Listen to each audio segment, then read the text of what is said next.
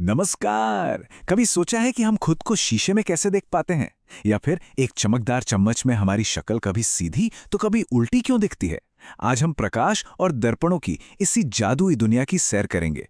तो तैयार हैं इस मजेदार सफर के लिए? चलिए शुरू करते हैं। तो आज हम क्या क्या सीखने वाले हैं, आइए एक नजर डालते हैं। सबसे पहले हम जानेंगे कि हमारी आंखें चीजों को देखती कैसे हैं। फिर हम प्रकाश के एक खेल परावर्तन के नियमों को समझेंगे। इसके बाद हम रसोई में रखी एक चम्मच से गोलीय दर्पणों का जादू देखेंगे।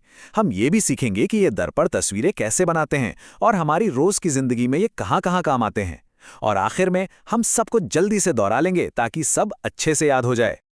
तो चलिए शुरू करते हैं हमारे सबसे पहले और सबसे जरूरी सवाल से।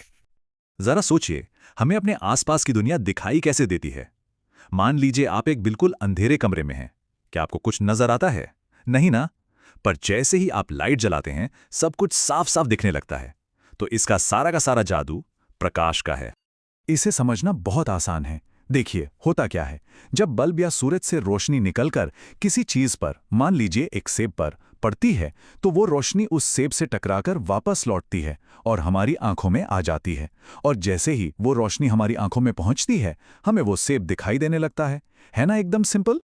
प्रकाश का किसी चीज से टकराकर वापस लौटना, विज्ञान की भाषा में इसे ही परावर्तन कहते हैं। और ये कोई ऐसा वैसा खेल नहीं है, इसके कुछ पक्के नियम भी हैं। चलिए अब उन नियमों को जानते हैं। परावर्तन के बस दो आसान से नियम हैं। पहला नियम कहता है कि प्रकाश की किरण जिस एंगल से किसी सतह पर आती है, ठीक उसी एंगल से वापस भी जाती है। बिल्कुल वैसे ही जैसे आप एक गेंद को दीवार पर फेंकते हैं। अगर सीधा फेंकेंगे तो सीधी वापस आएगी, तिरछा फेंकेंगे तो तिरछी वापस जाएगी। और दूसरा नियम यह है कि आने वाली किरण, वापस जाने वाली किरण और सतह पर खींची गई एक सीधी लाइन, ये तीनों हमेशा एक ही सीध में होती हैं। अच्छा, अभी तक तो हम सीधी समतल सतहों की बात कर रहे थे, जैसे कि घर का आईना। लेकिन तब क्या होता है जब सतह मुड़ी हुई हो, यानी घुमावदार हो? इसका जवाब ढूंढने के लिए हमें किसी लैब में नहीं, बल्कि अपनी रसोई में जाना होगा। अपनी रसोई से एक चमकदार स्टील की चम्मच उठाइए। घुमावदार दर्पणों को समझने के लिए इससे बेहतर कुछ नहीं हो सकता।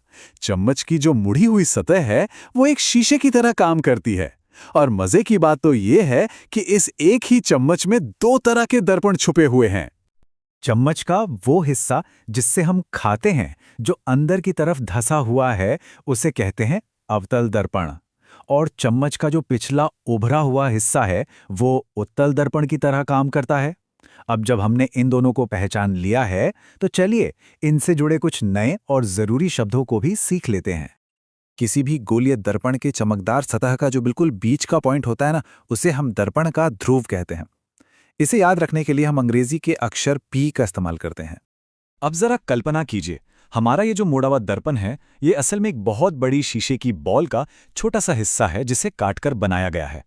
तो उस पूरी काल्पनिक बॉल का जो सेंटर होगा, वही हमारे इस छोटे से दर्पण का वक्रता केंद्र कहलाएगा। इसे हम C अक्षर से दिखाते हैं। मुख्य फोकस एक बहुत ही जादुई पॉइंट है। जब बहुत सारी प्रकाश की किरणें एक साथ आकर दर्पण से टकराती हैं, तो टकराने के बाद वो सब एक ही पॉइंट पर जमा हो जाती हैं। इसी पॉइंट को हम मुख्य फोकस कहते हैं। अरे, आपने कभी मैग्नीफाइंग ग्लास से सूरज की किरणों को एक जगह इकट्ठा करके कागज जलाया है? बस जहां कागज जलना शुरू होता है, वही पॉइंट फोकस है।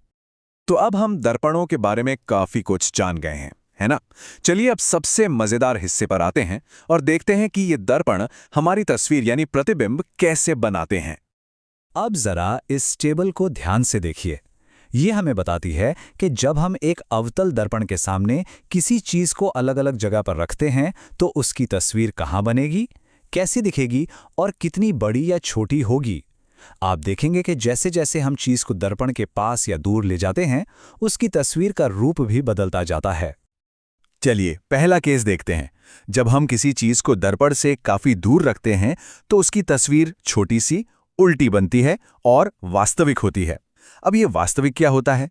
इसका मतलब है कि अगर हम उस जगह पर एक पर्दा रख दें, तो हमें वो तस्वीर उस पर्दे पर साफ साफ दिखाई देगी, बिल्कुल सिनेमा हॉल की स्क्रीन की तरह। अब ये एक बहुत ही खास जगह है।